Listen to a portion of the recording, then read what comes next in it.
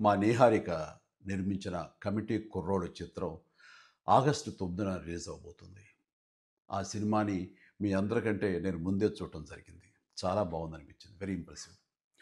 Niharika multi talented. మంచి ఆర్టిస్టే కాదు, ఒక నిర్మాతగా కూడా మంచి అభిరుచి ఉంది. అలాగే లేటెస్ట్ ట్రెండ్స్ తెలుసుకుంటూ ఆడియన్స్ టేస్ట్‌కి తగినట్లుగా ఫిల్మ్స్‌ని ప్రొడ్యూస్ చేయటం కూడా తనకు తెలుసని నా నమ్మకం. అంతకుమించి మన తెలుగు ఆడియన్స్ ఎప్పుడు భాషతో సంబంధం లేకుండా ఫ్రెష్ అండ్ ఎగ్జైటింగ్ కంటెంట్ ఏదొచ్చినా సరే చూసి ఆనందిస్తారు, ఆదరిస్తారు.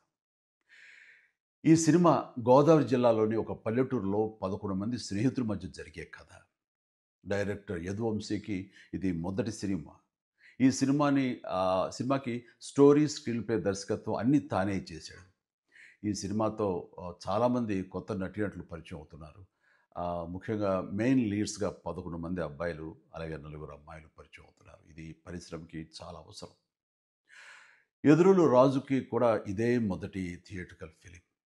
ఇప్పటికే రిలీజ్ అయిన ఈ చిత్రం విజువల్స్‌కి మంచి పేరు వచ్చింది. బాగా ఆదరించారు.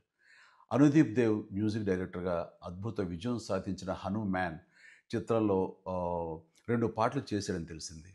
ఇప్పుడు ఈ 'కమిటీ కుర్రోడు' చిత్రానికి మొత్తం 11 సాంగ్స్ అందించాడు. అన్నీ చాలా బాగా వచ్చినాయి. ఈ చిత్రం ప్రేక్షకుల్ని అలరిస్తుందని భావిస్తున్నాను.